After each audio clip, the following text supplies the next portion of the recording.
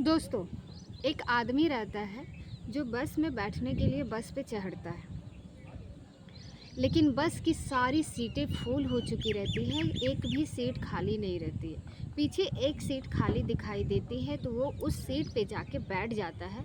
उसके बाद बैठने के बाद वो अपनी नज़र को चारों तरफ घुमाता है और देखने का कोशिश करता है, तो उसके जो सीट बैठा हुआ था उसके बगल वाली सीट में एक औरत बैठी रहती है। तो उस औरत को देख के उस आदमी को ऐसा लग रहा था कि वो उसको जानता है, लेकिन फिर भी वो आदमी कुछ नहीं बोलता है और अपना ही सीट पे बैठा हुआ रहता है। कुछ देर उस औरत को चेहरे देखने के बाद वो जो आदमी रहता है वो आदमी के पैरों तले ज़मीन खिसक जाता है, क्योंकि वो औरत कोई और नहीं, उसकी खुद की बीवी पूजा रहती है, जिसको जो 11 साल पहले उन दोनों के बीच में तलाक हो चुका था। वो जो आदमी रहती है उसका नाम मनोज रहता है और उस औरत का नाम पूजा रहता है। दोनों आपस में पति पत्नी रहता है, लेकिन 11 साल पहले उन लोग को बीच में तलाक हो चुका था और दोनों अलग हो गए थे। उसके बाद मनोज जो रहता है वो इशारे में अपनी बीवी से, या इसका मतलब पूजा से, पूछता है कि क्या हुआ, तुम्हारा हाल कैसे हो गया? जब हमारा तलाक हुआ था तो तुम बहुत ही सुंदर, बहुत ही खूबसूरत और बहुत हेल्दी थी। अभी तुमको क्या हो गया? तुम लगता है तुम अपना सेहत पे ध्यान नहीं दे रही हो। तुमको बहुत सारे परेशानियां, कुछ तकलीफ है। फिर भी पूजा कुछ नहीं बोलती है और अपने सीट पे बैठी हुई रहती है। उसके बाद मनोज बोलता है कि हमारा जो बच्चा था वो 3 साल का था, वो तो बहुत बड़ा हो गया होगा और बहुत ही समझदार हो गया होगा। फिर भी पूजा कुछ नहीं बोलती है और अपने ही सीट पे बैठी हुई रहती है। फिर मनोज बोलता है, वैसे तुम कहाँ जा रही हो? तो पूजा बोलती है, मैं मार्केट जा रही हूँ, मुझे कुछ काम है, कुछ अर्जेंट है। तो मनोज बोलता है ठीक है। उसके बाद बस स्टॉप आ जाता है और दोनों बस के नीचे उतर जाता है। दोस्तों, मैं आप लोगों को कुछ बताना चाहता हूँ। आज कितने भी लोगों की ज़िंदगी बर्बाद हो रही है। कोई भी अपनी पति को छोड़ देता है, या फिर अपने पत्नी को कोई छोड़ देता है, या फिर कोई अपने पति को छोड़ देता है। ये तमाम तलाक के मामले दिन प्रतिदिन बढ़ते जा रहे हैं। आप एक कहानी को पूरा ज़रूर सुनिएगा। इस कहानी को पूरा सुनने के बाद आपको अच्छी तरह से समझ में आ जाएगा कि मैं इस कहानी में क्या बताना चाह रही हूँ। बहुत से ऐसे लोग हैं जिसका ज़िंदगी बर्बाद हो रहा है। एक छोटी छोटी सी लड़ाइयों में बड़े बड़े फैसले ले रहे हैं और सबका ज़िंदगी बर्बाद हो जा रहा है। जो मनोज रहता है और जो पूजा रहता है, उन दोनों का शादी 2006 में हुआ था। 2006 में होने के बाद दोनों का ज़िंदगी अच्छा खासा चल रहा था, बहुत ही खुशी में दोनों ज़िंदगी बिता रहे थे। उन लोग का शादी का 3 साल बीत गया और एक बच्चा हो जाता है। फिर 2010 आते आते दोनों के बीच में ऐसी गलतफहमियाँ, ऐसे झगड़े, छोटी छोटी बातों को लेकर झगड़े होने स्टार्ट हो जाते हैं और वो झगड़े इतने बढ़ जाते हैं कि 2012 आते आते दोनों के बीच में कागज़ पत्तर कानून की तरफ से वो लोग आपस में एक फ़ैसला ले लेते हैं और दोनों के बीच में 2012 में तलाक हो जाते हैं।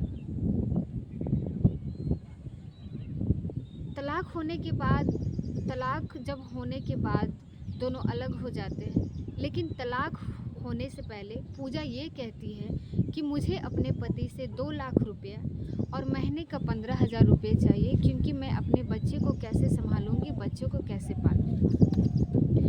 इसी बिना पे तलाक होता है। मनोज बोलता है ठीक है। तो मनोज हर महीने 15,000 रुपये वो अपने बीवी को भिजवा दिया करता था। इसी तरह समय बीतता गया और 11 साल बीत गया। फिर मनोज पूजा से पूछता है, क्या तुमने अभी तक शादी नहीं की? पूजा बोलता है, नहीं मैंने शादी नहीं की। तो पूजा भी यही सवाल मनोज से करता है, क्या तुमने भी अभी तक शादी नहीं किया? तो मनोज बोलता है, नहीं मैंने भी शादी नहीं किया। तुमको पता है कि जब हमारा तलाक होने वाला था तो मेरे माँ गुजर गई, और जब हमारा तलाक होने के बाद कुछ दिन के बाद मेरे पिताजी गुजर गए। तो मैं अपने भैया भाभी के साथ रहता हूँ, जो मिलता है वो खा लेता हूँ, जो काम मिलता है वो कर लेता हूँ, उसके बाद अपने भैया भाभी के साथ अपना जीवन व्यतीत करता हूँ। इसी तरह मेरा चलते रहता है। तो पूजा बोलती है, ठीक है अब मैं मार्केट जा रही हूँ, मुझे काम है।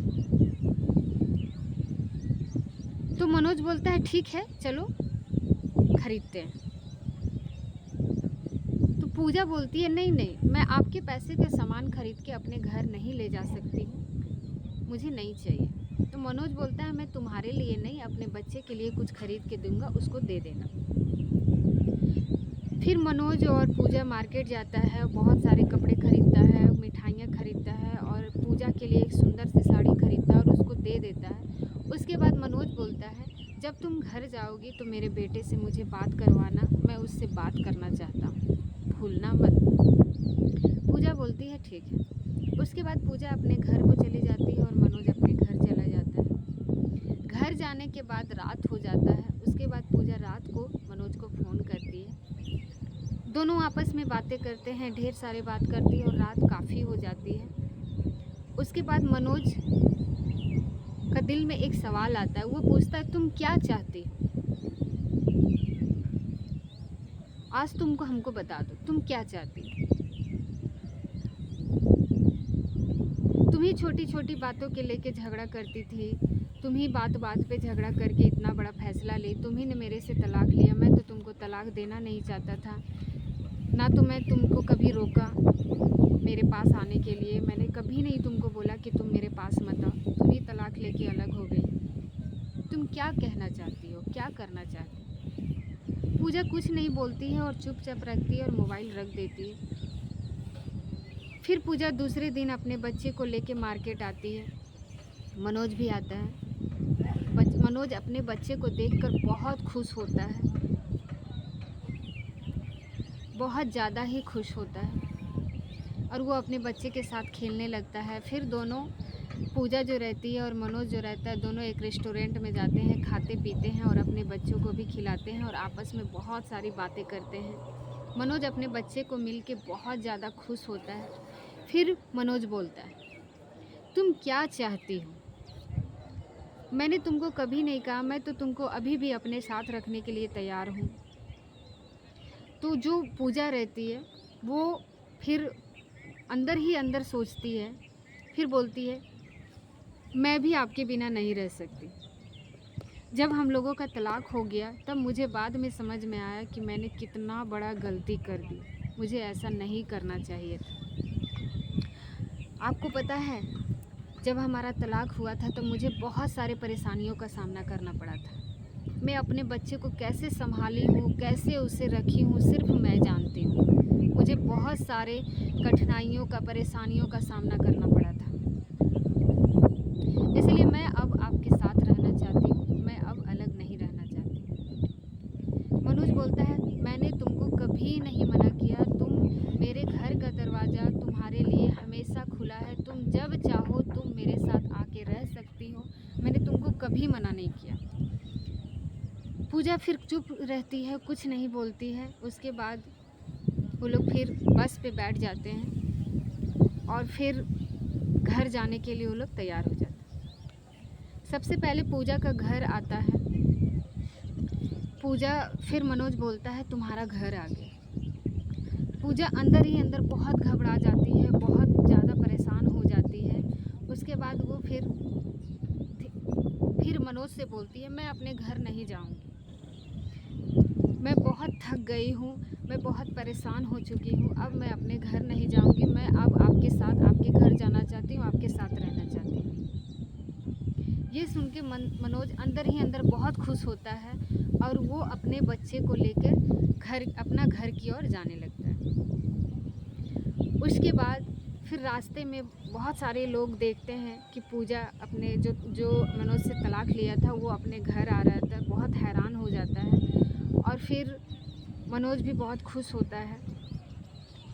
फिर वो अपने घर पहुंचते हैं तो उसके भैया भाभी रहते हैं, तो मनोज अपना भैया भाभी को बोलते हैं कि पूजा अब हमारे साथ रहना चाहती है, हमारे पास रहना चाहती है। तो ये सुन के उसके जो भैया भाभी रहते हैं वो बहुत ज़्यादा खुश होते हैं और वो भी राज़ी हो जाते हैं, बोलते ठीक है, तुम लोग अगर हमारे साथ रहना चाहते हो तो रह सकते हो। फिर पूजा और जो उसका बेटा है आपस में साथ में रहने लगते हैं। फिर वो लोग कोर्ट जाते हैं। कोर्ट जाने के बाद जज के सामने दोनों हस्बैंड वाइफ बोलता है कि हमने जो तलाक लिया था वो मेरे से गलती हो गया है, प्लीज़ मेरे तलाक को कैंसिल कर दीजिए, मैं अपने पति के साथ रहना चाहती हूँ, मैं उनके पास रहना चाहती हूँ। तो जो जज होता है वो भी बहुत ज़्यादा खुश हो जाता है, क्योंकि किसी का घर बसता है तो बहुत ज़्यादा खुशी मिलती है। तो जज उन लोग दोनों का कागज़ पत्तर का जो कार्रवाई होता है वो करके उन लोग दोनों का तलाक कैंसिल कर देता है और वो लोग दोनों को साथ में रहने की अनुमति दे देता है। फिर वो लोग आपस में साथ में रहता है, फिर बहुत ही खुश रहता है। और आज उन लोग का तलाक 2012 में हुआ था और आज 2024 चल रहा है। जानते हैं दोस्तों, आज उन लोग परिवार इतने खुश हैं और इतने अच्छे से अपना जीवन व्यतीत कर रहे हैं कि आप देख सकते हैं। उनका जो बेटा है वो भी अच्छे स्कूल में पढ़ रहे हैं, अच्छा परवरिश मिल रहा है। तो इस तरह आप समझ सकते हैं कि बहुत सारे ऐसे लोग हैं जो छोटी छोटी बातें को लेकर झगड़े करने से दोनों अलग हो जाते हैं। ऐसा नहीं करना चाहिए। सबको लगता है कि तलाक होने के बाद सब ठीक हो जाता है, लेकिन ऐसा नहीं होता है। अगर आपको अपनी ज़िंदगी में सब कुछ ठीक करना है तो एक दूसरे को समझना पड़ेगा, एक दूसरे को समझाना पड़ेगा, एक दूसरे के बीच में जो भी गलतफहमी है उसको एक दूसरे से बातें करके आप समझाने का कोशिश कीजिए। तभी आप अपने साथी के साथ जीवन भर ज़िंदगी व्यतीत कर सकते हैं। चलिए दोस्तों, फ़िलहाल के लिए आज इतना ही। आज के वीडियो में आपने सीखा कि हर छोटी छोटी बातों पे तलाक नहीं लेना चाहिए, क्योंकि जो भी हो, हस्बैंड हो या वाइफ हो, तलाक लेने के बाद कोई भी खुश नहीं रहता है, दोनों का ज़िंदगी बर्बाद हो जाता है। तो अच्छा है कि आप लोग एक दूसरे से बातें करके, एक दूसरे को समझ के, जो भी गलतफहमी है आपस में बैठ के आप सुलझाइए। जो भी परेशानी है एक दूसरे से मिल के सुलझाइए। तो आज के लिए सिर्फ इतना ही और मिलते हैं नेक्स्ट वीडियो में। तब के लिए हमारे वीडियो में समय देने के लिए धन्यवाद।